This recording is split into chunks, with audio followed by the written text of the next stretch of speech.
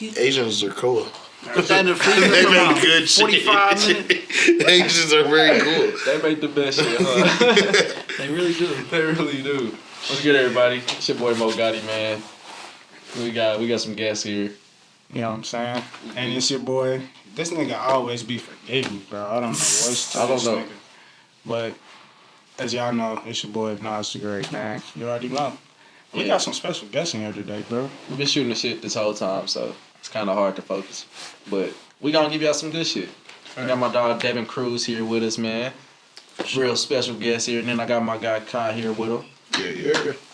Yes, sir. Yes, sir. Shout out to my guys, man. But we really here to just shoot the shit. Cruz got a lot of shit going on coming up this year, and you know, he was a ball. It was a good blast watching him perform last year at the event. So how was it? That shit was Man, fun. the event was awesome, bro. I love getting out there and performing. It's like one of the best parts of the music shit. You know what I'm saying? Yeah. Really getting in front of the people and letting them hear you and see you. Especially because I don't really pop out like that a lot. I'm really trying to change that, and I am changing that. This year is a completely different script from last year. I've got more shit lined up, more shows, more things like that I'm trying to do and pop out at. So, yeah, I love it, man. I love it. It's awesome every time. And, I mean, because you're up, but how many times have you performed? Like, how often have you? I've done a good I've done a good handful of shows. I performed in Cincinnati one time. I've performed at a bunch of different spots around the city. I've done little smaller venues and stuff like that. Nothing too crazy, but it's fun every time, man. It's nerve-wracking. It's difficult. You know what I'm saying? It's way different than being in the studio and rapping with the homies. You know what I'm saying? Getting on stage and. Especially when you go into a place where people don't really know you like that. Especially as an up-and-coming artist, you're going to a lot of shows that are it's a small show that everybody in the crowd is like a friend of one of the artists that's on the show. You know what I'm saying? So they all there for their homie who's maybe two artists after you, and they're like, "Who are you?" You know what I'm saying? So it's just like a weird thing. You know what I'm saying? But it's when you get out there and you show them that you really do this shit, the music's actually tight. Then people are taken aback. Oh, then you get off stage and people are when they're shaking, "What's up, bro? Yeah. Hey, that was actually cool." You know what I'm saying? So that's an awesome feeling every time. You know what I'm saying? That's what we do it for. That's hard. But hey, man, I just wanted to ask, how y'all niggas doing? It's been a minute since I seen you, and I was at our event, and then I ain't had an interview with you in 5 years, nigga. It's 5 years today since we had our interview. Today? You was our first ever interview, yeah. Damn. For real. Whoa. That's crazy. You was our first ever person that we interviewed, bro. Damn, man, 5 years ago. Yeah, bro, that shit crazy. I was doing bad. I'm up now. I mean, I ain't up, but I'm better now. You feel me? Dang, I'm glad to be a part of that for sure. What did you interview with me about? I want to. I was doing bad, man. But hey, it makes sense though. Hey, man. And now we here, bro. But how did y'all two get into contact? You know what I'm saying? How did y'all get into contact? We've been locked in since 9th grade? Hell yeah, bro. We had class together. Yeah, we had speech class together in 9th grade. And then we just connected there, saying it was cool, friends in class. And then we get, of course, connected on the music, you know what I'm saying? Because we both music head. Oh, you listen to this. Oh, you listen to this. Oh, you listen to Bro that. hit me with the I rap. I was like, for real? Yeah. And he showed me, and I was just like, whoa, what the fuck? He raps. Same shit. Okay, man, you rapping. Shit. Yeah. Just naturally just came together, you feel me? Oh, For sure. So tell everybody more about yourself if they're not too familiar with who you are and how you started getting into the music. Yeah, I'm Devin Cruz. I'm a rapper, producer, half-ass singer.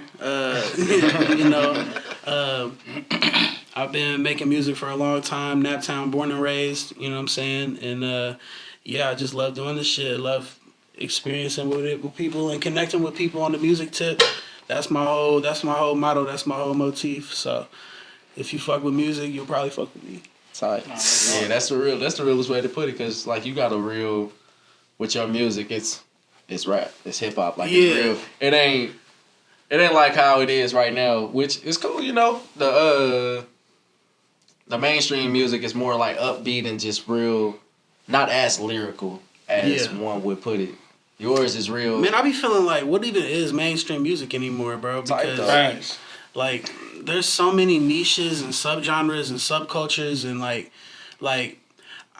there's no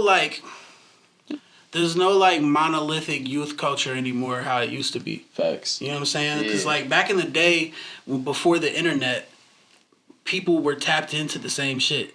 When the biggest rapper dropped the album, everybody there was like five or 10 big rappers that you could listen to. Yeah. And that was like all the rappers, because that's who had record deals and were able to get into studios, you know what I'm saying? And there wasn't that many niches, especially like you didn't have this like super crazy interconnectivity with the internet and stuff where everybody can get in all these niches and subgenres. So you was just exposed to what you was exposed to, and so that created these like monolithic youth cultures where like you have subcultures that grow and like everybody's into this one thing. Like you get like the punk scene in like LA and New York, or you get like the hip hop, the original hip hop scene in the 70s in New York. You get these cultures that bubble up and arise, and you can kind of say like, oh, during this time period, this was the culture that was prevalent at the day. This was what the kids were listening to. You go to a high school today in America and try to get what the kids are listening to, you're going to get a million different answers. Facts.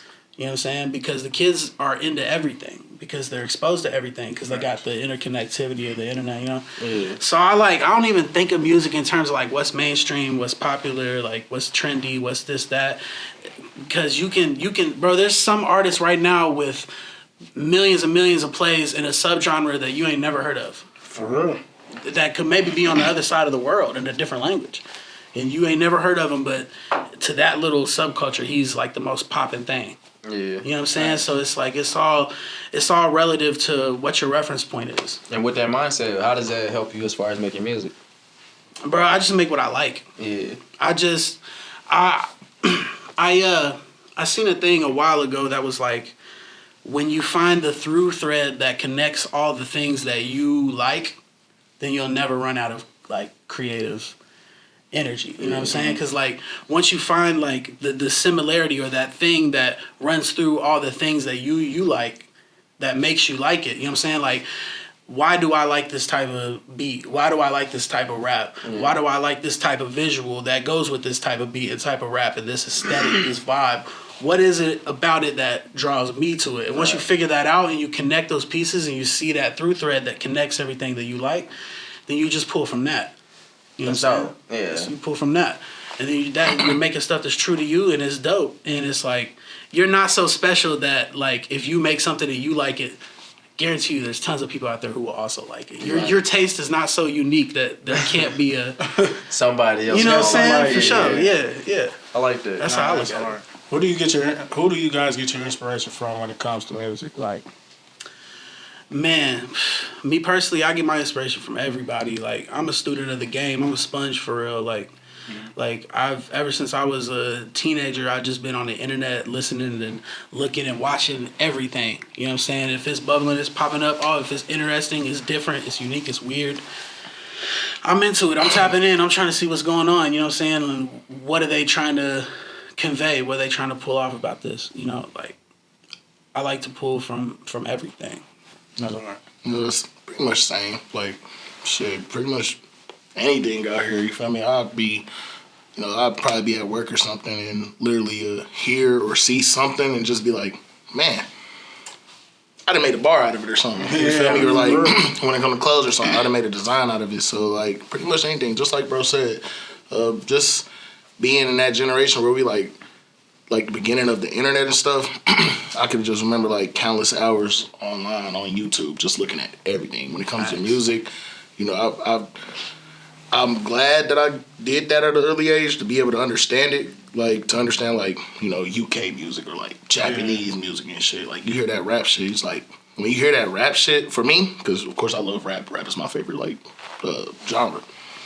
When you hear that shit from like a different place that's not yours, you still like get it. Yeah. You feel me? That's like the best feeling ever. Cause it's like, damn, they do things like this here, but I get it and it's hard. So like, how can I, you know, take inspiration from this and bring that into this that I like and, you know, make it myself or, you feel me? So pretty much anything. That's hard. So how what was it like making your first song? Like when did you make your first song and like how was it? And what was How did you feel about it? The first song I ever made, I was recording off the cheap little headset. Tight. The little headset monitor mic. I was on this program called Audacity, this free like audio editing program. Yep, it was Dreams Money Can Buy by Drake.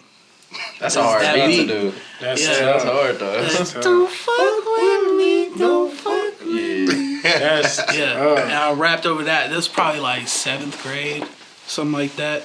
I rapped over that and I put it out on SoundCloud.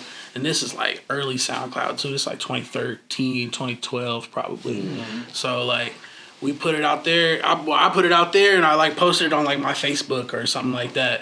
And all the kids in my class was like, "Hey, this is kind of tight actually. You kind of spin. Hold on." And then I go to school the next day and they're like, "Bro, you rap." Like a lot of people didn't know. Like of course, like my friends, the homies knew I was rapping. But then I posted it on there and it got like 100 like shit, like looks, likes, shares, whatever. And I'm like, dang. That's hard though. Yeah, then my first thing on there, and I'm like, and this is off the little shitty like Xbox mic, so I'm like, yeah, that was my first thing, and then I was like, man, I just need to get a microphone.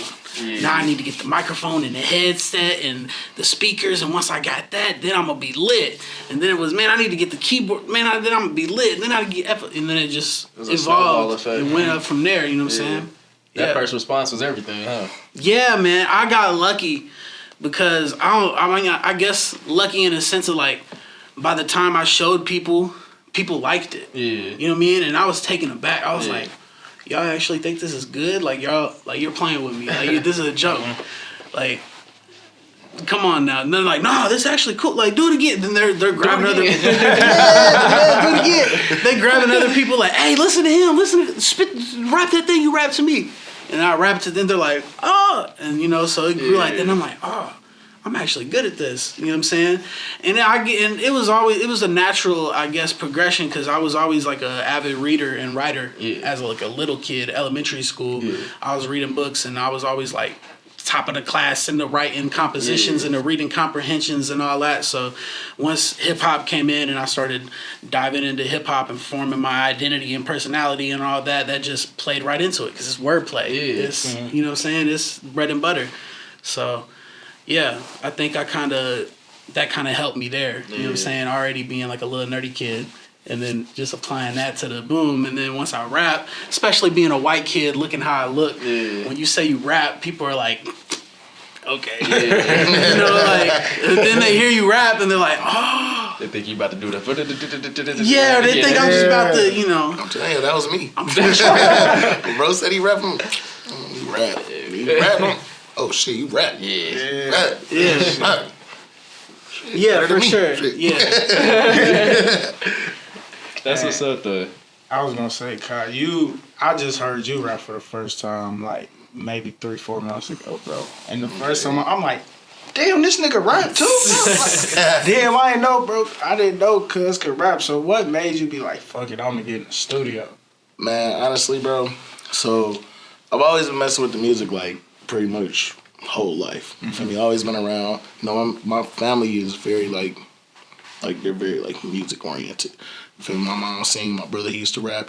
My dad, he don't rap, but from the genres that I was raised around, my mama, she was the one that held it down for rap. I'm talking about gangster rap, all that shit. My mama, she the gangster. My dad, he's OJs and shit, you feel me? So I've always had music around. And I've always dibbled and dabbled in it, but I always knew like, man, I just never really took it serious, you feel me?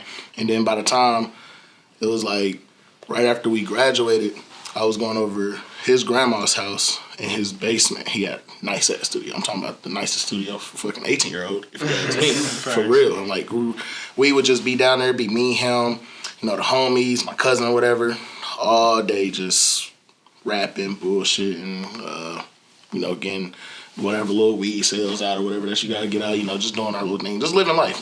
La vida loca. You feel me? we was just really making a lot of stuff, and in that, when I was in those little sessions, whatever, I used to always bullshit on the mic and shit. Used to always rap, and again, it'd be decent, but I just knew I couldn't take it serious because I was more focused on like just other shit, shit that really didn't matter at that time, you know. So I was like, man, I ain't gonna do this. But I always told myself, I am gonna take it serious at one point, and I knew that all the people that I looked up into, like all industries, music and just everything, I noticed that they didn't really, the ones who last, they didn't really make it until they were probably 25 and up for real, you feel me? So I wasn't in a rush at 19 or 18. I wasn't at a rush to like really drop shit. Like I said, I was living life a whole total different way than I am now. So by the time I turned 24, that's when I was like, man, I'm gonna take this serious and really like write something. And I remember, and I used to always write, but it was like, again, I used to write, then rap it, be like, yeah, this shit hard. Go to sleep, wake up. Like, man, this shit suck. This shit is ass, gang. Like, these ABC ass bars. I done did that shit plenty of times. Yeah, bro. So, you know, I just knew, like, nobody shoots 100. Yeah, on God. You feel me? And, like, they were decent bars, but I was still, like, you know, like, man, this shit sucks. So I'm like, I got to really focus in on this. And I know right now I can't focus. So that time when I, like, matured and I was, like, I think around, like, 24, I remember hitting bro up, and we were both in like a stage of coming back into the scene, you feel me? So I was like, shit, I want to take this serious. And I remember the first thing I wrote as of taking it serious, I came back to it the next day, I was like, damn, this is actually nice. Mm-hmm. You know, a week later, damn, this is nice. A month later, damn, this is still nice. You know, as time goes, I'm noticing I'm getting better and better and shit. And I'm just like, damn, you know, I'm at that time where I can actually focus and say, this is what I want to do, you know, and this is what I'm finna snap at, you feel me? Hell yeah, I fuck with that. So what was that first time where you realized, or not even what you realized, but like what was a moment where you were just like, I really like music? Like yesterday we was out kicking it, and I was like, I'll never forget the first time I heard One Mic by Nas. Like as a little kid, I was like 4 years old, chilling in an apartment with my mom, and like it's just on the TV, and I was just glued to the TV. And that's like a memory that's just burned into my brain. Like anytime I hear the song, I vividly remember being a little kid, watching it where I was, all the shit that was around me, everything. Like, y'all got a song or like an album or anything that just brings you to that feeling? For me, it's How Do You Want It, Tupac. I remember my mom driving me to school playing that on the radio. And my mom loved Tupac. Mm-hmm. My mom loved the hell out of Tupac. She had all his albums, everything. So she played hella Tupac when I was a kid. I grew up on Tupac from her. And I remember one of her favorite songs is How Do You Want It? Mm. And so we'd be early in the morning, she'd drive me, How do you want it? Yeah. You're just a little kid in the back. And I'm just in the back like grooving. I'm like, hey, this is fire. And then I'm like, he's rapping, like this is crazy. Yeah, so that's that's like a defining moment. Or the first song that I ever knew all the words to, this is crazy. The first song I ever knew all the words to, shout out my pops, is Boys in the Hood by NWA.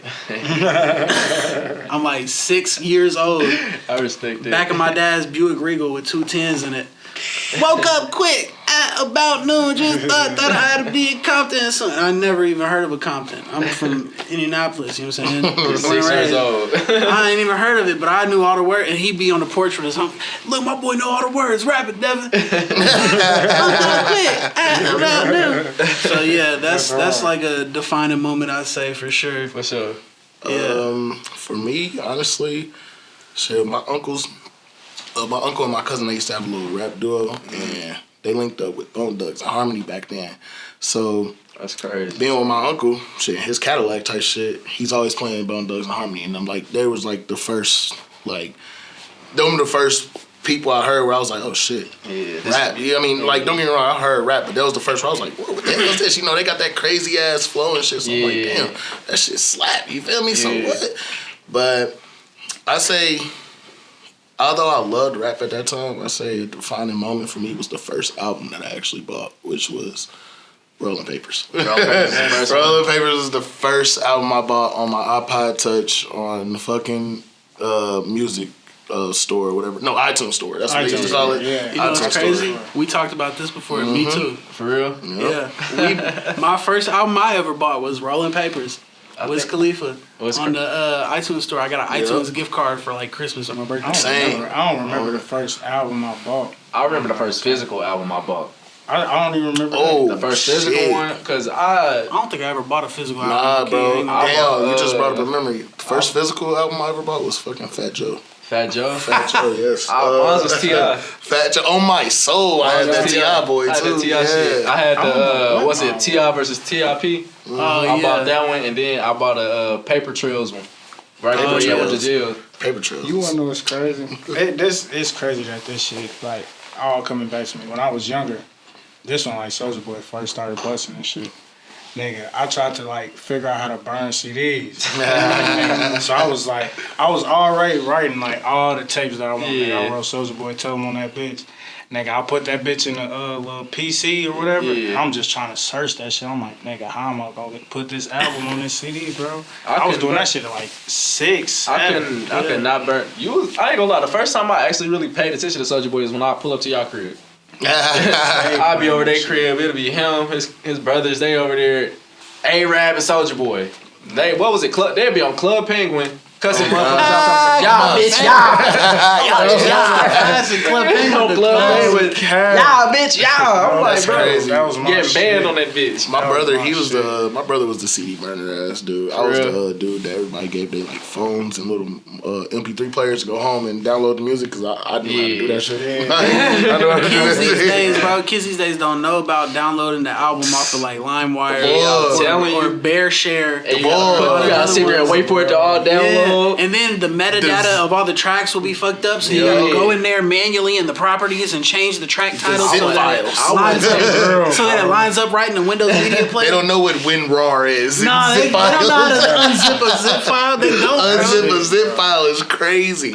We used to They do really a do lot. We used Just to to do a lot. listen to Just for one, music, just bro. for one song, bro. But that's how you know music is powerful, bro. It's bro, powerful for thing. real. Yeah, That's all the mixtape days, man. Nah, for real. nigga. man, Dat Piff. That Piff beat. So what was y'all go to? I was a spitting Rilla nigga. I was that. I was that. My first I was mixtape. that Piff. I was that that Piff at first. That Piff was busting. My first EP that I ever put out when I was like 14, 15. I think I was 15. It's called the Wide Awake EP. You remember that? I be trying to find it. Hey, it's still on I there. know. I be trying to It's listen to still it. on It never there. played If for you- me, bro. It be blowing. If you look up Cruz Wide Awake EP on Dat Piff, you'll find like a EP of me at 15 years old. Damn. blooper. But nah, if you look up Cruz Wide Awake EP on Dat Piff, you will definitely find a old ass EP of mine where I was stealing YouTube beats and rapping all them. And yeah, man, I uploaded it to Dat Piff because that was what you did at the time. You know what I'm saying? I was like, oh, you can just upload your shit there. Cause I'm getting like dedication mixtapes off of Dat Piff and stuff and like everything else, and I'm like, oh, you can just upload on there. Yeah. So then I uploaded it on there and like, yeah, that was my first That's joint. hard. Shout out Dat Piff, man. I ain't gonna lie. I was definitely a Dat Piff nigga before I switched to Spinrilla. Spinrilla was crazy too. I hated Audio Mac. Audio Mac ain't get no love out of Audio, it. you know what's crazy? I got Audio Mac got a special place in my heart only because that's where I discovered Nipsey Hussle. Type shit. That's the only I Type just shit, discovered bro. Nipsey Hussle. He had all his shit on Audio Mac. Found out who he was and shit was. So that's funny you brought that up. So it was my sophomore year because so my pops, he always had like all of Rick Ross shit. He had all of MMG, all their collabs and shit. So I always knew who Nipsey was. But it was one day my sophomore year of high school. I'm at the crib by myself. I don't know where my parents at. I don't know where my brother at. And it's late as hell and I'm just bored. And me and my homie, we on the phone. He like, hey. And I'm just scrolling through Spinrilla. I'm like, that Mailbox Money by Nipsey Hard. He said, man, fuck the Mailbox Money. You ever heard Crenshaw before? I was like, nah. I'm like, this is my first time really just like listening to him solo. He's like, bro, go back to Crenshaw. And he had just dropped Crenshaw the year before. Bro, I kid you not. Me and him, we sat on the phone. I'm playing 2K. I'm on the phone with him and I'm listening to the entire album from top to bottom for like 2 hours straight. And it was just like one of the most just memorable moments as far as like, because that's when Nipsey just became my favorite rapper at that point. I was like, bro, I'm going to have to interview Dog at one point because we was just in there bitch bored, like all by ourselves. We was like, bro, we just gonna sit here on the phone and listen to this tape. Yeah. And that shit just was amazing. So I remember I heard about Nipsey when I found out that he dropped a mixtape for $100. And that was the Crenshaw one. Yeah. That was the Crenshaw one. He's like $100. I'm like, He charged $100 and people bought it. It worked. Sold Like- 1,000 of them boys, bro. He made He did 100 that. bands. What? Yeah, he sold Then he 1,000. said, and he sold like the $1,000 tapes too. And shit. I just figured that out. Yeah, I'm I like- think that's what Mailbox money I was. That was remember, $1,000 tape. And he they sold was 60 like, copies. they was like, Jay-Z yeah, bought Nipsey like Hussle. 10 copies or something. Yeah, like that. he bought Right. like 10 copies. Bro, when the world fuck with you, they gonna fuck with you. Bro. They gonna fuck with They you. gonna fuck with you. It sure. don't matter for real. Yeah. No, but that was crazy. I was like, man, that's dope. And I like that idea too, man, because like, bro, I feel like we severely undervalue music as an art form. For sure. Like badly, bro. Like it's bad. Like the fact that like streaming made everything accessible and everything's free now, and you just got millions of songs at your fingertips. Now we look at a song as worthless. Yeah. Because it's just an endless sea of them that you can sift through at any moment. Yeah. Artists. But too. it's like, bro, that shit is important. That shit is valuable. That shit can be life changing. You know what I'm saying? Can be generation changing, world changing. Like, it's not something you should be that. I don't want to like play it up too much where it's like, oh, you should like worship music or nothing, but like you should definitely take it with a certain seriousness, and that you should ascribe a certain value to it. That I feel like people don't. Yeah. Like And people I don't feel look that. at it. People don't look at art in general as valuable anymore Yeah. unless it's making actual money. Yeah. They don't see the value in it outside of actual, I feel like music monetary go hand in hand gain. with a but lot of things too. Man. That shit is important, man. It's important to life. So, you know the importance of it because you're a producer. You know how Yeah. long like it takes to make one song. Yes. Like, shit, we was there at the studio with y'all. You ain't even make a song. You just sitting there just dilly-dallying trying to figure out Yeah. how to make a beat and this and that. Yeah. So it's like, you understand the value of the time that goes into making music. I'm not one of them people who goes in and is like, all right, I'm about to make 8 songs in an hour. That's not me. Yeah. Like, I'm not one of them people who's like, all right, punch me in. I'm finna just do 14 verses in 10 minutes. And then just get punched in every single time and call it a day. Yeah. You know what I'm saying? That's lazy to me. That's Yeah. like, that's not, I wouldn't even feel right doing that. Like, Yeah. I feel bad sometimes when I be sampling and I just loop the sample Yeah. and we're like, it don't need nothing else. I'm like, I want to add drums to it and do the Yeah. crazy flip and make it this, that. And but it don't need nothing else. Yeah. It's cool just like that. But I be feeling guilty. Like, nah, I gotta you do gotta something do crazy something. because it's Yeah. like but sometimes that's just what it is and it's dope. You can make, I'm not saying like if you make a song in 5 minutes, it can't be amazing. It can, but 9 times out of 10 it's not. And that's because people don't value the music. People look at the music as just like a promotion avenue for whatever else they're selling. Right. So they're like, I'm gonna go into the studio and make 40 songs in one night because this shit don't mean nothing anyways. Yeah. You know what I'm saying? So one of them will pop. yeah, Shit, exactly. Niggas go in with the. That's thought, why they like, got compilation albums. They making albums, but this is just a playlist of songs. Yeah. They're not really making an album. They're just making a Facts. bunch of songs and then putting it That's on a facts. Yeah. playlist. Niggas going And that's with the with the thought of I'm about to make this music to promote my trapping. Like on some real shit. Like Nah, that's the for only real. reason why I'm about to make this song right now is to promote my trapping because I need my trapping to go crazy. Yeah. You feel me? And it's like, Man, like people- I get it, but it's also like, man, like you feel me? Shit, we all trapping. You feel me? You hustling gotta- backwards at that point. Yeah, bro. At least Nah, put for real. some when you and it's like you ask me when you put thought into it, even the slightest little bit of thought, that shit like That really it can can make make or break your. a song. You feel me? If you wanna It promote can, your man. trap, you know, really think and sit down and think about your lyrics or some shit. And come up with the craziest verse of yo trapping, that shit really. It works. You feel me? Some people they don't look at it like that because they look at it as like, oh, this shit is easy and it's easy, it's quick bread. Everybody making money Everybody out of it. doing it. Which yeah, you can make some bread out of it, but at the same time, if you want to last and It's a difference between an artist and a rap hustler. yeah, You know what I'm saying? People who are like, I'm an artist and I like have this deep seated need inside my damn soul to create something. Yeah. And people who are like, I need to hustle something. Rap is one of my hustles, or clothes is one of my hustles, or this whatever type of art form is my hustle. You know what I'm saying? I fuck with how you just said that. You know what I'm saying? Like there is a big difference, and I don't hate on how nobody gets their bread in this fucking late stage capitalist hellhole we live in. You know, do what you do, but at the same time, man, Appreciate the art. appreciate the art, appreciate bro. what This you shit is putting out. important, dog. Like this shit is really because important. if this shit leave, bro, I hope I'm dead if it leave. Yeah, I you ain't feel gonna me? lie to you. I hope I'm not here to witness it. Yeah. Honestly, like It's important, man. It's a part of fucking what makes us human, engaging with art and making art. Yeah, And like, nah, you facts. know what I'm saying? Like that shit is super important. I feel like people don't put enough importance on it. and Why do you feel like people don't be doing that though? Because it's like, Like, Man, I feel because like people, money.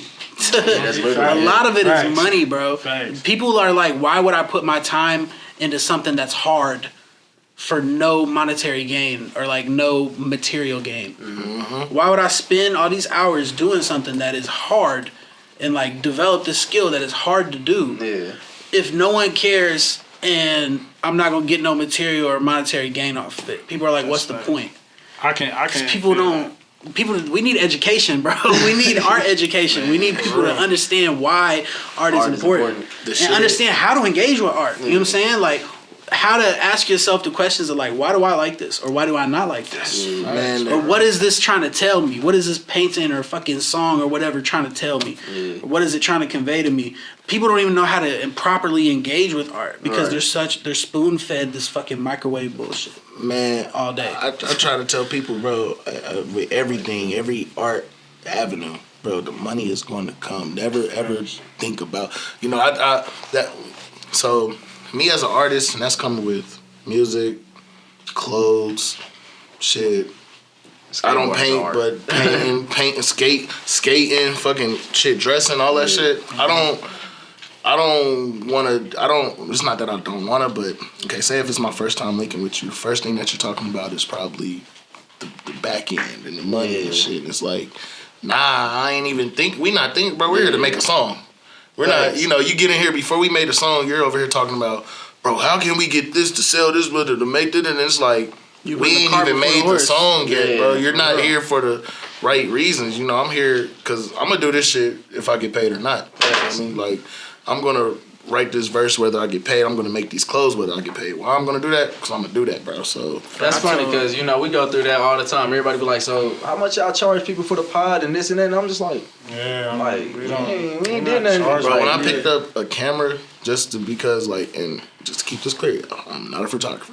I'm just a nigga who got a camera. I only record for the homies, only take pictures of the homies. Nothing else. No, you cannot book me. But when I picked up a camera, people, they're like, bro, how much you charge? And I'm like, bro, you don't got to give me nothing. Just let me come to your space and shoot this. Let me get my practice up and shit. And they're like, wow. I'm like, well, Gene, the reason why I'm not charging y'all, because honestly, what am I really gaining? Yeah, you feel me? Like, my whole thing is experience and participating in whatever art avenue you do, whether it's rapping, drawing, anything that you do, bro.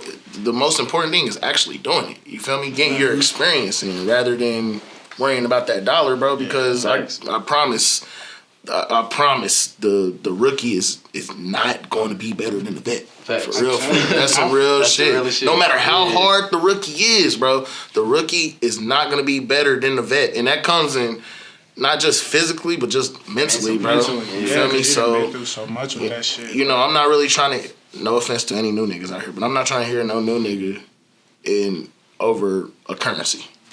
Like, and what I mean by here, like, not listening to him, but like tips and shit. You feel me? Like, how to, like, ain't no new nigga finna come around and tell me how to do this because what, nigga? I didn't trials and errors. You feel me? I've been doing this shit I know some ups and downs, but then I am gonna listen to the niggas who've been doing this for 20 years. You feel me? Because we got that knowledge. Hearing advice on how to make it from people who never made it. Yeah, bro. You feel me, bro? It's like, crazy. What I would have done, it's like, then why didn't you? Yeah, you feel me? Add on to that, bro. What they say, I'm not taking no constructive criticism from somebody who ain't built shit. For real, bro. Like, for real. And I feel like where niggas be getting the game fucked up at sometimes with anything of an art form, it's like, bro, if you really like that art, bro, you gotta be okay with being like quote unquote weird. Cause it's like people think it's weird until it's popping. Yeah. You know what I'm saying? And it's like, bro, you gotta really enjoy. I've always really said have a that. passion for that shit. Yeah, like it's low key embarrassing to be an artist. It is, bro. Like to create something, low-key. You gotta keep promoting it yourself. Yeah, you know it's weird. Like, bro, I got. Oh, like, guys, fuck with me. niggas got I friends and shit. like you feel like that. Nigga, buy my t-shirt. Yeah, like, please. It sound crazy, but it's like, Yeah. nah, I really fuck with this type of shit. Some people like, listen to this type of music, they hear your music, and like, man, you're kind of weird. Yeah, bro. you're You gotta weird. get over that though. Nigga, You gotta get over You that can't though. really even, you can't think of that. Once you get shit. over that and you just like fuck it, you know what I'm saying? Like it don't matter.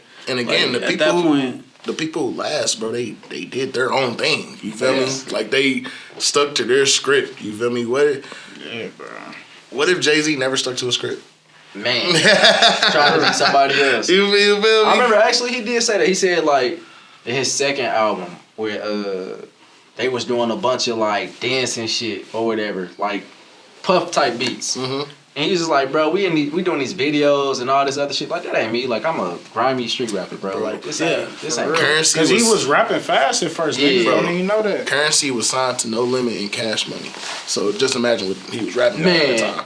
He says it like he glad that he got to go do his own thing because that wasn't really him. He rapping about shooting niggas and fucking bitches and shit. And, like, we know what type of rapper Currency is. That nigga like cars and shoes and shit. You feel me? Like weed, essentially he's like a weird. Like people probably look at him as weird because he's himself. Yeah, facts, bro. And I fuck with people that don't. That's like you said. They stay in their own niche, bro. And it's like, nigga, I don't want to be this big. I'm okay where I'm at. Because Currency, bro, his fan base is still like one of the craziest. When you cater to your fan base instead of thinking, again, not saying don't dream big, but a lot of people when they think of just the money, they're thinking about, I'm catering to the whole world. You feel me? Exactly. Rather instead of catering to their crowd, when you cater to your crowd, that's who's gonna feed you essentially.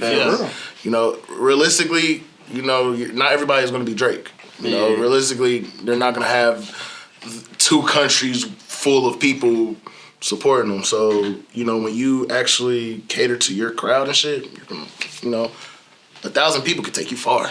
1,000 people can take you far. 100 loyal supporters, they can take you far, bro. Cool. That, bro. You figure out who your crowd is and you cater to them, that's why we're fans. Thanks.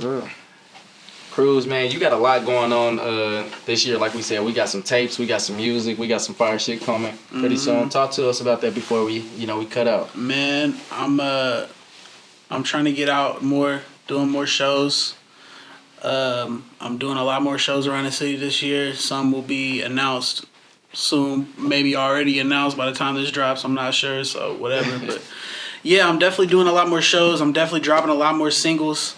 I'm dropping a lot more visuals, I'm trying to get just more content out there, more content in people's face. I've been sharpening the sword and giving little snippets of what it's like, you know what I'm saying, for the last good grip now, you know what I'm saying? So I feel like it's time for me to just like unload the clip basically and just like keep going, build that catalog. I'm in catalog building mode, I guess, right now. You know what I'm saying? Yes, sir. So make sure y'all be on the lookout for that. He said it. There's going to be some shows on the way. Like, pop out to Devin Cruz show, man. It's gonna be tight. It's gonna be tight. The homies are gonna be in there. It's chill. Gonna be talking that shit, man. We talk that shit. You know what I mean? We can turn up. We chill. Might cry. Might laugh. Might whatever. You know what I'm saying? It's a vibe. You gonna get high. Oh, yeah. For sure. You know what I'm saying? Hey, if you don't do nothing else, you gonna get high. But yeah, man, make sure y'all follow him on all social platforms. Make sure you give him all your stuff so they can get at you and get some music too. Devin Cruz, DEVNCRUZ, all one word, on everything, everywhere you stream music, Apple, Spotify, YouTube Music, everywhere.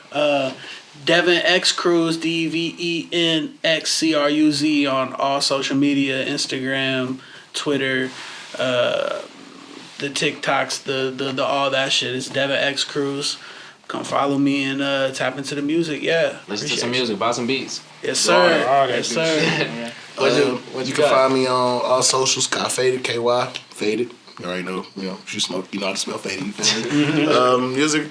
You can find me on streaming. Look up The New American by Rock Beams. You feel me? That's where I was debuted, man. Shout out to Rock. Shout out to homie Rock. He got both me and Cruz on that bitch, for real, man. So if y'all want to hear some shit, go ahead and tap into that. Other than that, bro, watch out for me and keep streaming my mans, because my man's, he got it, gang. No hat, no fake, man. So make sure y'all do follow them. Follow me on Instagram, silkpenny_. Follow us, sessions.ent on Instagram and TikTok. And do all that other shit. Hey, man, follow me on all social media platforms. Nas the Great 1K, man. And before we get up out of here, I'm trying to get in the studio with y'all niggas. I got some shit to say. Hey, man, come on with it. Hey, there's no bullshit, though. I've been wanting to get in the studio with one of, like, all of the artists that we done interviewed.